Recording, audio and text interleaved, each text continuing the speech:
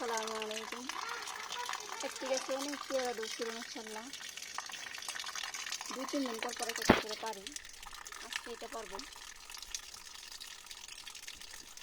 বিসমিল্লাহ।